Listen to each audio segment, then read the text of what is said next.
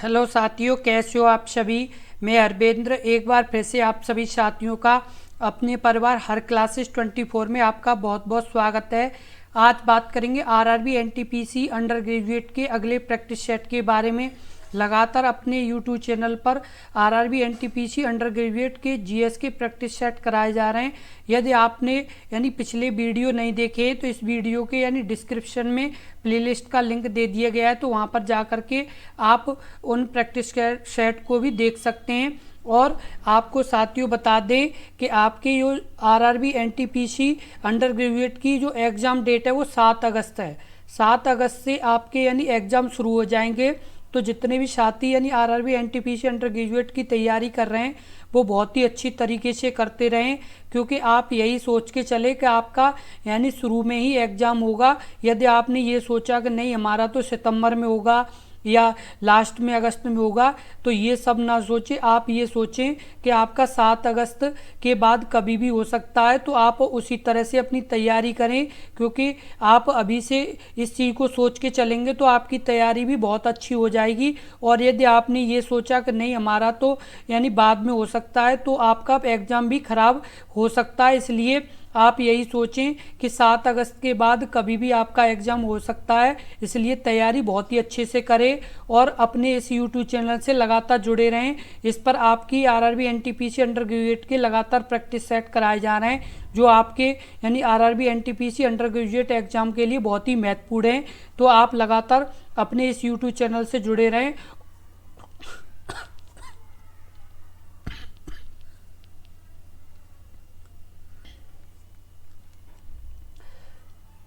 और यदि आपने अपने इस YouTube चैनल हर क्लासेस 24 को सब्सक्राइब नहीं किया है तो कृपया सब्सक्राइब कर लें, क्योंकि आरआरबी एनटीपीसी अंडर ग्रेजुएट से संबंधित कोई भी अपडेट होगी तो सबसे पहले आपको मिलेगी। और साथ के साथ आपको नोटिफिकेशन प्रैक्टिस सेट की भी मिल जाया करेगी। इसलिए आप अपने इस YouTube चैनल हर क्लासेस 24 को ज़रूर सब्सक्राइब कर लें। अब सबसे पहले बात करेंगे पहले प्रश्न के बारे में। पहला प्रश्न है, इब्राहिम लोदी 1526 में पानीपत की पहली लड़ाई में द्वारा मारा गया था। Option A Mohammad Saad, option B Taimur, option C Firoz Shah Tughlaq, option D Babur. इस प्रश्न का उत्तर बताएं। इस प्रश्न का उत्तर क्या होगा? इस प्रश्न का उत्तर सही होगा ऑप्शन डी बाबर। इब्राहिम लोदी 1526 में पानीपत की लड़ाई में बाबर के द्वारा मारा गया था। और ये जो पानीपत है पानीपत है, पानीपत आपका हरियाणा में कहाँ पर है? ये हरियाणा में है। और ये जो बाबर है इसने मुगल वंश की किसकी मुगल वंश की नींव रखी थी। किसने? बाबर ने मुगल वंश की नींव रखी थी। और जो पानीपत का युद्ध हुआ था ये पानीपत जगह आपकी कहाँ पर है? हरियाणा में है। अगला प्रश्न, प्रश्न नंबर 2, खिलजी वंश का प्रथम शासक था। Option A Balban, option B Malik Kafur, option C Alauddin Khilji, option D Jalaluddin Firoz Khilji. इस प्रश्न का उत्तर क्या होगा? इस प्रश्न का उत्तर बताएं। इस प्रश्न का उत्तर क्या होगा? इस प्रश्न का जो उत्तर होगा वो होगा आपका ऑप्शन डी जलालुद्दीन फिरोज खिलजी। खिलजी वंश का प्रथम शासक कौन था? जलालुद्दीन फिरोज खिलजी था। जो ये गुलाम वंश का शासन को समाप्त कर 13 जून, कब?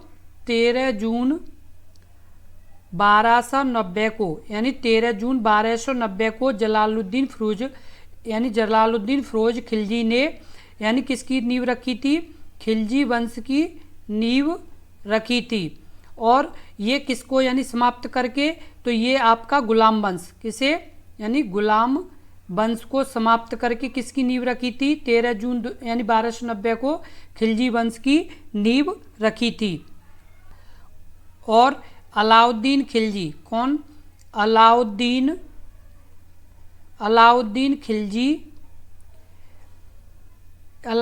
खिलजी दूसरा शासक था। कौन से नंबर का था?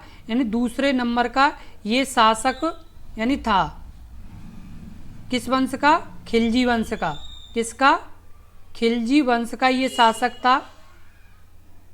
अगला प्रश्न, प्रश्न नंबर 3, दिल्ली की पहली महिला शासक कौन थी?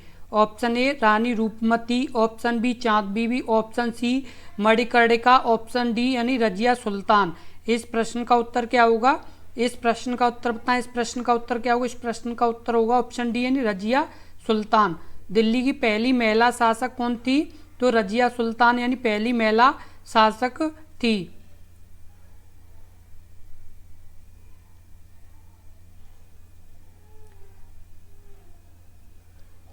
अगला प्रश्न, प्रश्न नंबर 4, दीन ई इलाही किसके द्वारा प्रचारित किया गया था? Option A Bahadur Shah, option B Humayun, option C Babur, option D Akbar. इस प्रश्न का उत्तर बताएं। इस प्रश्न का उत्तर क्या होगा? इस प्रश्न का उत्तर होगा आपका ऑप्शन डी यानी अकबर। दीन ए इलाही किसके द्वारा प्रचारित किया गया था? इस प्रश्न का उत्तर होगा ऑप्शन डी यानी अकबर के द्वारा प्रचारित किया गया था। और ये कब? यानी 1500, ये आपका कब किया गया था? ये किया गया था आपका यानी 1500,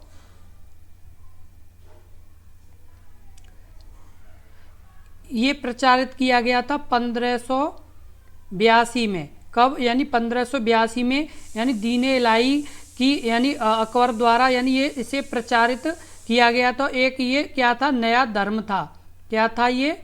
नया ये क्या था? धर्म था। अकबर के द्वारा 1582 में, कब? 1582 में दीन ए इलाही नामक यानी एक धर्म यानी शुरू किया गया था। कब? यानी 1582 में किया गया था। अगला प्रश्न, प्रश्न नंबर 5, भारतीय संविधान के किस अनुच्छेद में राष्ट्रपति पर महाभियोग लाने की प्रक्रिया प्रदान की गई है? ऑप्शन ए 61, अनुच्छेद 61, ऑप्शन बी अनुच्छेद 48, ऑप्शन सी अनुच्छेद 59, ऑप्शन डी अनुच्छेद 42। इस प्रश्न का उत्तर बताएं। इस प्रश्न का उत्तर क्या होगा? इस प्रश्न का उत्तर होगा ऑप्शन ए अनुच्छेद 61।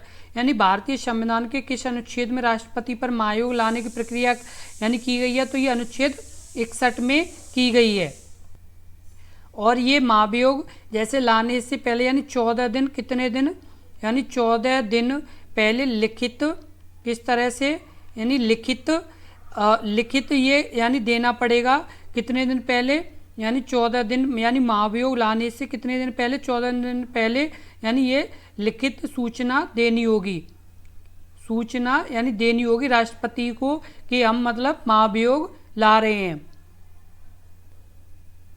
अगला प्रश्न, प्रश्न नंबर 6, जीवन एवं व्यक्तिगत स्वतंत्रता के संरक्षण को भारत के अनुच्छेद के अंतर्गत शामिल किया संविधान के कहा गया है। यानी किस में किया गया है?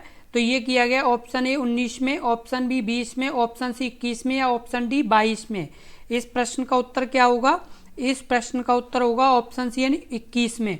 जीवन एवं व्यक्तिगत स्वतंत्रता के संरक्षण को भारत के किस यानी संविधान के कौन से अनुच्छेद में शामिल किया गया है? तो ये अनुच्छेद 21 में शामिल किया गया है, जिसमें आपकी क्या है? यानी प्राण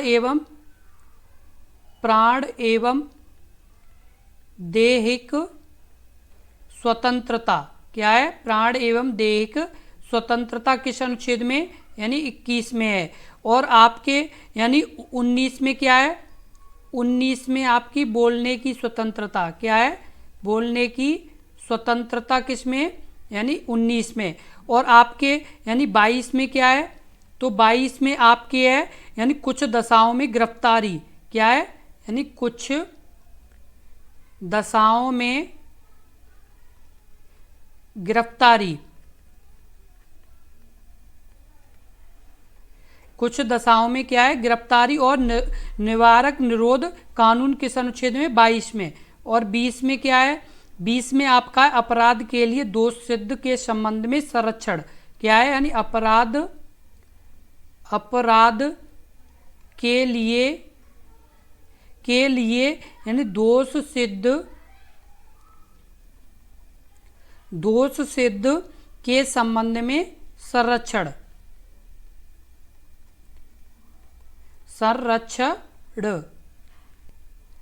अगला प्रश्न, प्रश्न नंबर 7, भारतीय संविधान के अनुच्छेद 17 किससे संबंधित है? ऑप्शन ए अस्पृश्यता का उन्मूलन, ऑप्शन बी शिक्षा का अधिकार, ऑप्शन सी कानून के समच्छ समानता, ऑप्शन डी उपाधियों का उन्मूलन। इस प्रश्न का उत्तर बताएं, इस प्रश्न का उत्तर क्या होगा?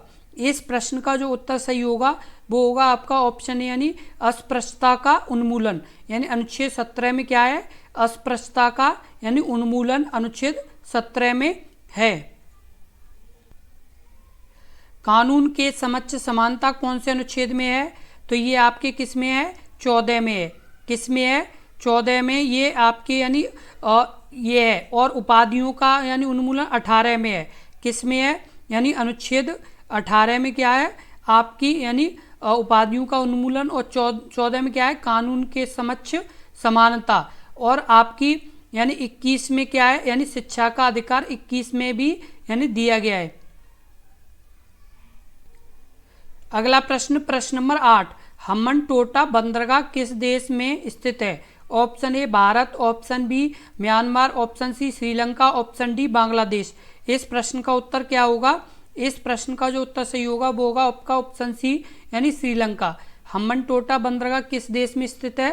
तो ये श्रीलंका में स्थित है। ये हम्बनटोटा यानी बंदरगाह किस चीज़ के लिए ये चर्चा में है? तो ये आपका जो है चर्चा में है, ये है आपका 99 वर्ष के लिए। कितने वर्ष के लिए? 99 वर्ष के लिए।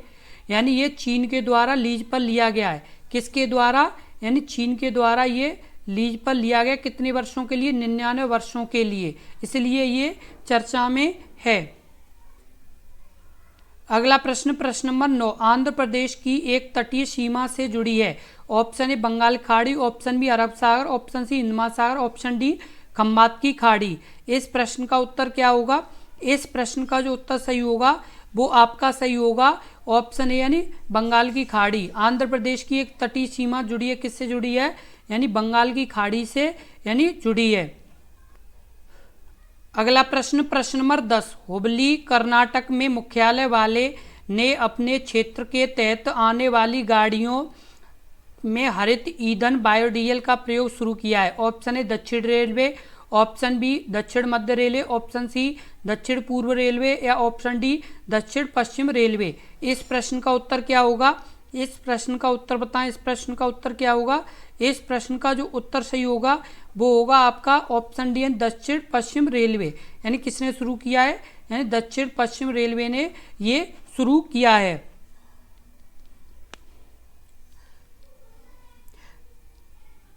और ये शुरू किया है कहाँ से कहाँ तक जाने वाली के लिए? ट्रेन के लिए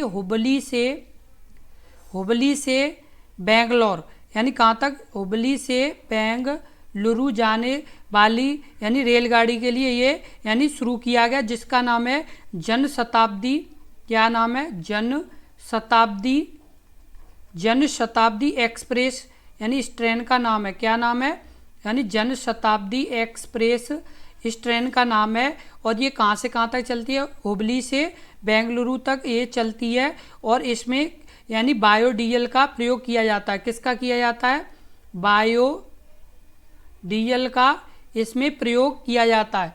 इसी तरह के बहुत ही महत्वपूर्ण प्रश्नों की लगातार वीडियो देखने के लिए अपने इस YouTube चैनल हर क्लासेस 24 से लगातार जुड़े रहें, क्योंकि अपने YouTube चैनल पर लगातार इसी तरह के बहुत ही महत्वपूर्ण प्रश्नों की वीडियो लगातार अपलोड की जा रही हूँ, आगे भी की जाएंगी। तो आप अपने इस YouTube चैनल हर क्लासेस 24 से लगातार जुड़े रहें, क्योंकि इसी तरह के बहुत ही महत्वपूर्ण प्रश्न आपके भी एग्जाम में पूछे जाएंगे। क्योंकि इसी तरह के ही प्रश्न यानी ज़्यादातर आरआरबी एनटीपीसी लगातार पूछ रहा है, तो हो सकता है कि ये भी प्रश्न आपके सीधे सीधे आपके एग्जाम में कुछ आ सकते हैं। इसलिए अपने इस YouTube चैनल से जुड़े रहें, क्योंकि इसी तरह के प्रश्न लगातार यानी आरआरबी के द्वारा पूछे गए, तो इसी तरह के ही प्रश्न आपके भी एग्जाम में पूछे जा सकते हैं। इसलिए आप अपने इस YouTube चैनल हर क्लासेस 24 से लगातार जुड़े रहें और वीडियो को ज़्यादा से ज़्यादा शेयर करें।